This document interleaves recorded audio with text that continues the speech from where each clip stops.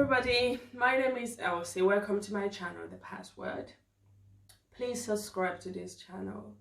I'm going to be doing a series on hidden scars.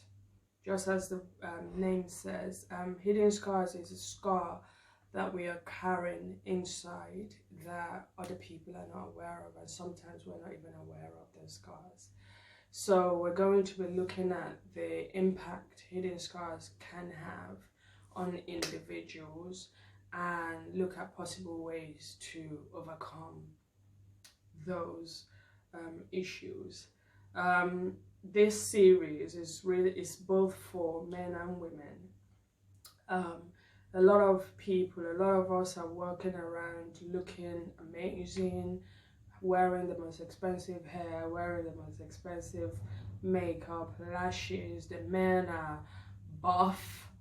They've been going to the gym and pumping iron, in their great shape, successful, driving the most expensive cars, even their suits and everything is tailor-made and so on and so forth. But still, inside, we don't feel complete. But then we are living in a world that we're taught to pretend that everything is okay, and sometimes if you pretend for so long, you yourself would even begin to believe your own lie. So the purpose of this series is to create an environment that is comfortable to discuss issues that had an impact in us, that has shaped the way that we think, that has shaped the way that we respond to things. Because the power with hidden scars is that it creates a barrier and it hinders us from truly having a great understanding of what true happiness is, what true love is, how to even receive love, and how to be content with what we have and not try to measure up to another person's opinion.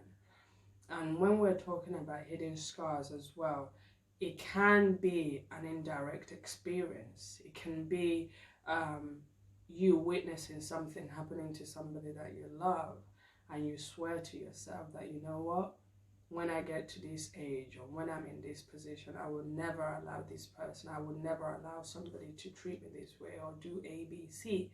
So making another person's narrative become your narrative. And then that narrative now shaped the way that you function. And that's why it is very dangerous if we are not self-aware, if we don't take time to sit with ourselves, look at ourselves and ask ourselves questions like, why do I think certain things? Why do I behave the way that I behave? The motivation. What is the motivation? So, in everything that we do, in the way that we behave, in the way that we respond to things, we need to go back to motivation. What's our motivation? And that is why being self-aware is very important. Being self-aware doesn't mean that I have to be good at everything, that I have to be strong, I have to have answers for everything, or that I'm complete, because none of us are complete. Every single one of us have insecurities. Every single one of us have an issue with self-esteem in one area or another.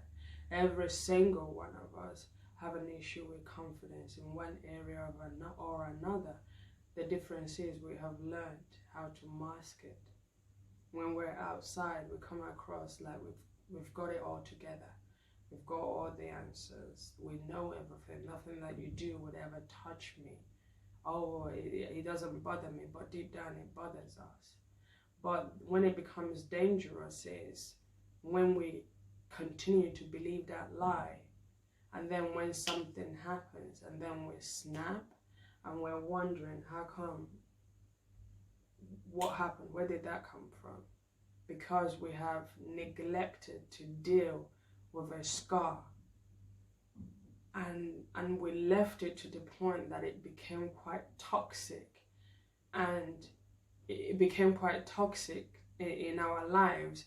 And that is why, because if you're looking at hidden scars like a physical scar, if you have an injury on your leg or on your arm or wherever it is, you go to the doctors so that the doctors can clean it, so that the doctors can treat it, whether you need antibiotics or whatever it is that you need.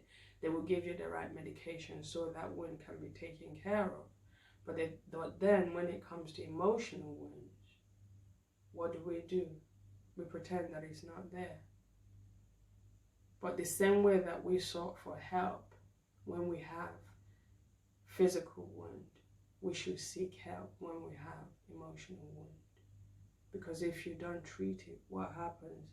Something that could have been treated, something that was small, will now keep growing until it becomes something big.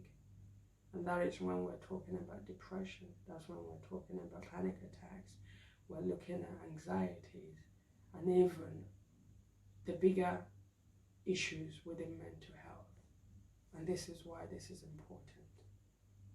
So please subscribe, and I'll see you guys again the same time next week. Thank you. Bye-bye.